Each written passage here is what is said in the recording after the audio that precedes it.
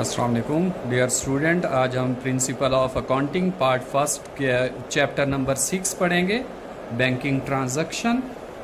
Banking transactions जो हैं student वो बैंक्स को रिलेट करके जर्नल ट्रांजैक्शंस बनाई जाती हैं, जर्नल बनाए जाते हैं। इसमें जितनी भी पेमेंट्स हैं, रिसीट्स हैं, वो थ्रू बैंक इंस्टीट्यूट की जाती हैं, बैंक्स अकाउंट्स के ज़रिए की जाती हैं। तो स्टूडेंट जितनी हम एंट्रीज पहले पढ़ चुके हैं वो कैश के ज़रिए थी, अब हम वो चेक के ज़रिए या बैंक अकाउंट्स के थ्रू एंट्रीज पढ़ेंगे। तो इसकी जो डेफिनेशन है वो ये है, in this chapter we will discuss business transaction with respect to banking transaction, the business payments and receipts done by the use of a bank account. तो स्टूडेंट इसमें जितनी भी आपकी बिजनेस ट्रांजैक्शन है वो बैंकिंग ट्रांजैक्शंस के through done की जाती हैं, और पेमेंट्स और रिसीट्स जो हम करते हैं बिजनेसमैन वो बैंक इंस्टीट्यूट को यूज करके करते हैं। तो पिछले चैप्टर में हम कैश ट्रांजैक्शन को लेते रहे हैं, पिछले चैप्टर्स में हम कैश ट्रांजैक्शंस को लेते रहे हैं, यानी जितनी भी पेमेंट्स थी वो कैश के जरिए बाय हैंड हम करते रहे हैं। अब हम बैंकिंग ट्रांजैक्शंस के जरिए जर्नल एंट्रीज करेंगे। चंद एक एग्जांपल्स हैं स्टूडेंट जिनको मैं यहाँ डिस्कस करूंगा। सबसे पहले जब आप बैंक में अकाउंट ओपन कराते हैं, बिजनेस अकाउंट, तो क्या होता है कि आप अपना इनिशियल डिपॉजिट कराते हैं अपने अकाउंट में। वो फिक्स्ड अकाउंट हो सकता है, करंट अकाउंट हो सकता है, प्रॉफिट एंड लॉस अकाउंट हो सकता है, लेकिन क्योंकि बिजनेस कर रहे हैं हम तो हम करंट अकाउंट यानी चलत खाता ओपन कराते हैं ताकि हम पेमेंट्स डिफरेंट टाइम्स में करते रहें और रिसीट्स भी डिफरेंट टाइम्स में हम रिसीव करते रहें। जब भी स्टूडेंट आप बैंक में अकाउंट ओपन कराते हैं बिजनेस पर्पसेस के लिए, तो इस वक्त उसकी एंट्री क्या होती है, आप अकाउंट में पैसा जमा करा रहे हो बैंक में। तो आपका अकाउंट बैंक में जो आपका अकाउंट है वो भी आपका एसेट है। एक एसेट आपका बढ़ रहा है बैंक अकाउंट, और दूसरा एसेट जो बिजनेस में कैश है वो कम हो रहा है, क्योंकि आपके बिजनेस से काउंटर से कैश कहाँ जा रहा है, बैंक अकाउंट में जा रहा है। तो आप बैंक अकाउंट को डेबिट करोगे और टू कैश अकाउंट को क्रेडिट करोगे, ये उस वक्त की पेमेंट है। और जब किसी को पेमेंट चेक के जरिए आप करते हैं, किसी के पैसे देने हैं और आपने अकाउंट के जरिए चेक लिख कर दिया है, तो तब क्या करेंगे, अकाउंट पेएबल को डेबिट करेंगे, लायबिलिटी डिक्रीज हो रही है जब आप पेमेंट करेंगे, और आपका जो कैश है जो बैंक में पड़ा हुआ है, अकाउंट में कैश है, वो भी कम हो रहा है। तो आपके अकाउंट के बैलेंसेस में भी कमी आ रही है। तो वो एसेट है बैंक में पड़ा हुआ कैश आपका, जब वो अकाउंट बैलेंस कम होगा तो बैंक अकाउंट आपका क्रेडिट हो जाएगा। इसका कॉन्ट्रा एंट्री है वो रिसीट की है। जब किसी से रिसीट आप चेक के जरिए वसूल करें तो तब भी एंट्री क्या होती है, जर्नल एंट्री। तो स्टूडेंट मैं आपको पहले भी बता चुका हूं कि जब भी आप रिसीट्स करते हैं तो हम कैश को डेबिट करते थे और अकाउंट रिसीवेबल को क्रेडिट करते थे। अब कैश तो नहीं मिल रहा, चेक मिल रहा है, तो चेक डिपॉजिट कराएंगे कहां पर, बैंक में। चेक डिपॉजिट कहां कराएंगे, बैंक अकाउंट में, अपने अकाउंट में जमा कराएंगे। जब अकाउंट में जमा कराएंगे तो उसका कैश कहां आएगा, अकाउंट बैलेंस में। तो आपके अकाउंट बैलेंस में इजाफा हो जाएगा और आपका जो अकाउंट रिसीवेबल है जिनसे आपने पैसे लेने हैं उसमें कमी आ जाएगी। तो इसमें भी एक एसेट अकाउंट का जो है बैंक बैलेंस का अकाउंट का वो इंक्रीज कर रहा है, दूसरा एसेट जो अकाउंट रिसीवेबल है वो डिक्रीज कर रहे हैं। जो एसेट इंक्रीज कर रहा है बैंक अकाउंट बैलेंस तो उसको हम डेबिट करेंगे बैंक अकाउंट के नाम से, और जो एसेट डिक्रीज कर रहा है जैसे कि अकाउंट रिसीवेबल जो है उसको हम क्रेडिट कर लेंगे, क्योंकि वो कमी आ रही है, उन्होंने पेमेंट कर दिया जिनसे हमने पैसा लेना था, उन कस्टमर्स ने हमें पेमेंट कर दी है।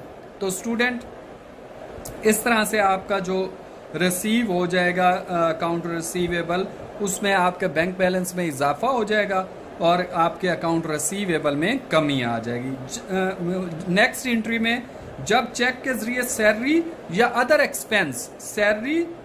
एक्सपेंस जैसे रेंट है, इंश्योरेंस है, तो यहाँ मैंने एग्जाम्पल के तौर पर सैलरी ली रहे हैं, आप रेंट, इंश्योरेंस, वेजीज और भी दूसरे एक्सपेंस जो हैं आपके रिपेयर्स के हैं, आपके दूसरे जो एक्सपेंस हैं फेरिट के हैं, कैरेज के हैं, तो आप क्या करेंगे, उस एक्सपेंस को डेबिट करेंगे, क्योंकि पेमेंट आपने चेक के जरिए की है। तो आप उसको क्या करोगे, क्रेडिट किसको करोगे, आप अपने बैंक अकाउंट को क्रेडिट कर दोगे, क्योंकि आपके जितना भी एक्सपेंस हो रहा है उसकी वजह से क्या हो रहा है, आपका बैंक अकाउंट जो है उसके बैलेंस में कमी आ रही है और वो एक्सपेंस हमेशा डेबिट होता है। एक्सपेंस में इजाफा हुआ, मिसाल के तौर पर यहाँ मैंने सैलरी एक्सपेंस लिया हुआ था, तो सैलरी एक्सपेंस डेबिट कर देंगे और बैंक अकाउंट को क्रेडिट कर देंगे। इस तरह से जितने भी आपके एक्सपेंस हैं, इंश्योरेंस है, रेंट है, आपके रिपेयर्स हैं, आपके वेजेस हैं, आपके ऑक्ट्री चार्जेस हैं, क्लियरिंग चार्जेस हैं, एक्साइज कस्टम ड्यूटी है, आपका ये सारे जितने भी एक्सपेंस हैं इनको डेबिट करेंगे और पेमेंट क्योंकि चेक के थ्रू की गई है तो बैंक बैलेंस को क्रेडिट कर देंगे।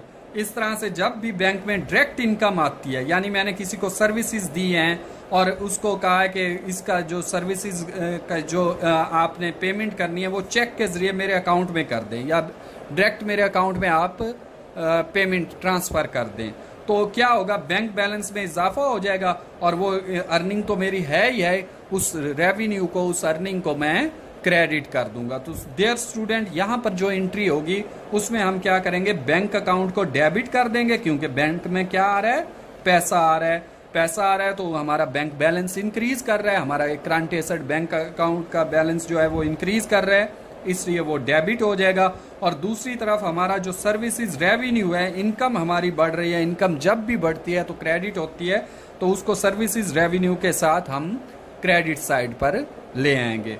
उसको क्या शो करेंगे, सर्विसेज रेवेन्यू के नाम से क्रेडिट पर शो कर देंगे। एक तरफ इनकम बढ़ रही है और दूसरी तरफ हमारा बैंक बैलेंस बढ़ रहा है जब भी डायरेक्ट इनकम हमें वसूल होती है अपने अकाउंट में। अब नेक्स्ट जो एंट्री है स्टूडेंट वो है आपका एसेट, जब फिक्स्ड एसेट, खासकर फिक्स्ड एसेट, प्लांट मशीनरी, आप इक्विपमेंट्स, आप बिल्डिंग परचेज कर रहे हैं, लैंड परचेज कर रहे हैं, फर्नीचर फिक्सचर वगैरह परचेज कर रहे हैं, किसके थ्रू, चेक के थ्रू, तो उस वक्त एंट्री क्या होती है। पीछे हम कैश के थ्रू परचेजेस पढ़ते रहे हैं फिक्स्ड एसेट की, अब चेक के थ्रू पढ़ेंगे तो उस वक्त एंट्री क्या होगी। फिक्स्ड एसेट जो भी है, यहाँ एग्जांपल में मैंने कोई पार्टिकुलर नहीं लिया बल्कि फिक्स्ड एसेट ही लिख दिया, जितने भी फिक्स्ड एसेट हैं, प्लांट है, मशीनरी है, आपके इक्विपमेंट्स हैं, आपका फिक्सचर्स हैं, आपके फर्नीचर हैं, लैंड है, प्रॉपर्टी है, बिल्डिंग है, जो भी आप परचेज करोगे उसको फिक्स्ड एसेट को डेबिट करोगे और उसकी पेमेंट चेक के जरिए करोगे तो आपका बैंक बैलेंस जो है वो कम हो जाएगा। चेक के जरिए पेमेंट की वजह से आपका बैंक बैलेंस में कमी आएगी, इसीलिए बैंक अकाउंट को क्रेडिट कर देंगे। तो स्टूडेंट यहाँ भी दो एसेट्स आ रहे हैं, एक फिक्स्ड एसेट, एक करंट एसेट। फिक्स्ड एसेट इजाफा हो रहा है परचेज की वजह से और करंट एसेट चेक की वजह से, पेमेंट करने की वजह से आपका बैंक का बैलेंस डिक्रीज कर रहा है तो बैंक अकाउंट क्रेडिट हो जाएगा। ये तो थी परचेज की एंट्री। अब अगर सेल कर रहे हैं आप फिक्स्ड एसेट को, पुराना हो चुका है और आप उसे सेल करना चाह रहे हैं तो ये रिवर्स हो जाएगी, ये एंट्री रिवर्स हो जाएगी, यानी बैंक बैलेंस जो है आपका इंक्रीज कर जाएगा सेल करने की वजह से फिक्स्ड अकाउंट, तो आप बैंक को डेबिट कर दोगे और फिक्स्ड एसेट को क्रेडिट कर दोगे। इसकी कॉन्ट्रा एंट्री क्या है, सेल की एंट्री है, खरीद की उलट क्या है, फरोख्त की एंट्री है फिक्स्ड एसेट की, उसमें आप फिक्स्ड एसेट को क्रेडिट करोगे और बैंक बैलेंस को स्टूडेंट डेबिट करोगे। तो डियर स्टूडेंट, इस तरह से आपको ये एंट्री भी करने में हेल्प हो जाएगी। मैंने सिर्फ आपको परचेज की एंट्री यहाँ पर कराई है, सेल की इसका उलट है, फिक्स्ड एसेट की सेल। इसी तरह बच्चे, अगर आप गुड्स, मर्चेंडाइज, कमोडिटीज परचेज कर रहे हो चेक के जरिए तो उसकी एंट्री क्या होगी। जब भी आप परचेजेस करते हो तो आपका स्टॉक बढ़ जाता है, आपकी जो कमोडिटीज है उनका जो स्टॉक है वो इंक्रीज कर जाता है। जब भी इंक्रीज करेगा तो परचेजेस डेबिट क्योंकि आपके स्टॉक में इजाफा हो रहा है, और पेमेंट क्योंकि आप चेक के जरिए कर रहे हैं, चेक के जरिए पेमेंट की वजह से किस में कमी आएगी, बैंक के बैलेंस में स्टूडेंट कमी आ जाएगी। बैंक का बैलेंस भी आपका करंट एसेट है और स्टॉक परचेजेस भी आपका एसेट है, एक तरफ एक एसेट बढ़ रहा है, दूसरी तरफ दूसरा कम हो रहा है, स्टॉक में इजाफा डेबिट और बैंक बैलेंस में कमी क्रेडिट कर देगा। इसका कॉन्ट्रा जो इसकी एंट्री है वो है सेल की। जब भी गुड्स और मर्चेंडाइज आप सोल्ड करते हो तो बैंक में पैसा आ रहा है और स्टॉक में कमी आ रही है, तो जब भी बैंक में पैसा इन होगा, आपका बैंक बैलेंस बढ़ेगा तो आप बैंक को डेबिट करोगे और सेल्स को क्रेडिट करोगे। स्टॉक जा रहा है तो आप सेल्स को क्रेडिट करोगे। तो डियर स्टूडेंट, आप सेल्स को क्रेडिट कर दोगे और बैंक को डेबिट कर दोगे तो इस तरह से ये आपकी एंट्री हो जाएगी। इसी तरह आपकी दूसरी एंट्रीज भी हैं, कमीशन आप रिसीव कर रहे हो किसके जरिए? चेक के जरिए। तो कमीशन आपका रेवेन्यू है, वो आपकी जैसे ये एंट्री है, आपकी 5th एंट्री है कि रेवेन्यू आप क्रेडिट कर देते हो और बैंक को डेबिट। तो वहां पर आप लिखोगे बैंक अकाउंट डेबिट और कमीशन रेवेन्यू क्रेडिट कर दोगे। इसी तरह आप बेटा कमीशन दे रहे हो, रिसीव नहीं कर रहे, पेड कर रहे हो कमीशन। कमीशन जब आप पेड करते हो तो फिर क्या होगा?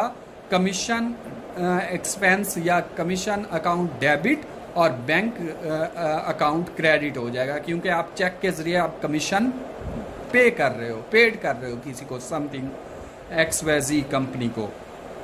इसी तरह से स्टूडेंट दूसरी एंट्रीज हैं जिसमें हम रिसीविंग करते हैं चेक के जरिए। मैंने किसी कस्टमर से पैसे लेने थे तो उसने मुझे चेक दे दिया और वो डिसऑनर हो गया, चेक दे दिया वो डिसऑनर हो गया। तो उसकी 2 एंट्री हैं, एक तो ये रिसीव वाली एंट्री जो है, जे वाली पहली एंट्री ये करूंगा बैंक अकाउंट डेबिट, और उसका जो कस्टमर है अकाउंट रिसीवेबल क्रेडिट कर दूंगा। बैंक अकाउंट पहली एंट्री ये करूंगा कि मुझे पैसे वसूल हो गए बैंक में, बैंक अकाउंट डेबिट और अकाउंट रिसीवेबल क्रेडिट। कुछ दिनों के बाद पता चला जी चेक कैंसल हो गया, कुछ दिनों के बाद पता चला जी उस कस्टमर से जिससे चेक लिया था वो डिसऑनर हो गया। क्यों? उसके अकाउंट में पैसा था ही नहीं, उसके अकाउंट में पैसा था ही नहीं। जब डिसऑनर होता है चेक तो फिर एंट्री क्या करेंगे? अकाउंट रिसीवेबल को डेबिट कर देंगे, इसी एंट्री को रिवर्स कर देंगे। When check